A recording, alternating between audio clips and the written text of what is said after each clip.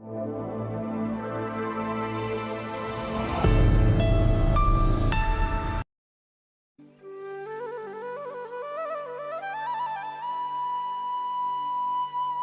गांव में एक किसान रहता था। किसान खेती करने में व्यस्त था। तभी उसकी पत्नी वहां आई और उसके लिए खाना रखकर वहां से घर वापस चली गई। जब किसान को फुर्सत मिली तो उसने खाना खाने की सोची, पर यह क्या, खाने का बर्तन खाली था। किसान को लगा कि उसकी पत्नी ने उसके साथ मजाक किया है और वह नाराज हो गया। घर जाकर उसने अपनी पत्नी पर बहुत गुस्सा किया। पत्नी को भी कुछ समझ ना आया। अगले दिन वह एक अलग तरह के बर्तन में किसान को खाना देने गई और किसान को व्यस्त देखकर खाना वहीं रखकर घर वापस आ गई।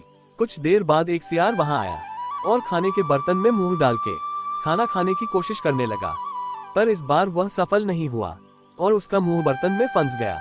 सियार हल्ला मचाने लगा। सियार को इस हालत में देख के किसान समझ गया कि कल उसका खाना कहाँ गायब हुआ था। वह डंडा लेकर सियार के पास आया। सियार ने उससे अपनी जान बचाने की गुजारिश की। किसान को सियार पर दया आ गई और उसने सियार को बर्तन से मुक्त कर दिया।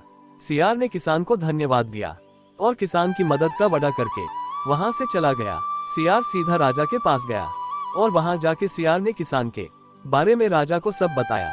राजा बहुत दिन से अपने खेतों के लिए एक ऐसा ही मेहनती किसान ढूंढ रहा था और उसने सियार से किसान को राजमहल लाने को कहा।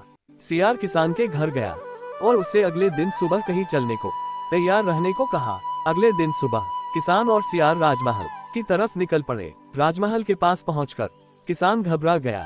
उसे लगा सियार राजा से कहकर उसे सजा दिलवाएगा। डरते डरते किसान महल के अंदर गया। राजा किसान को देखते ही खुश हो गया, पर किसान डर के मारे कांप रहा था। तब राजा ने किसान को बताया कि उसने किसान को सजा देने के लिए नहीं बल्कि उसे नौकरी देने के लिए बुलाया था। अब किसान की जान में जान आई। राजा ने किसान को अपने पास नौकरी पर रख लिया और उसकी सारी गरीबी दूर कर दी। दोस्तों, ये कहानी हमें ये सीख देती है, अगर हम किसी के साथ अच्छा करते हैं तो हमारे साथ भी अच्छा होता है। इसलिए दोस्तों, हमें कभी किसी का बुरा नहीं करना चाहिए। कहानी अच्छी लगी हो तो ऐसी ही हिंदी कहानियों के लिए चैनल को सब्सक्राइब करें और वीडियो को लाइक करें। धन्यवाद।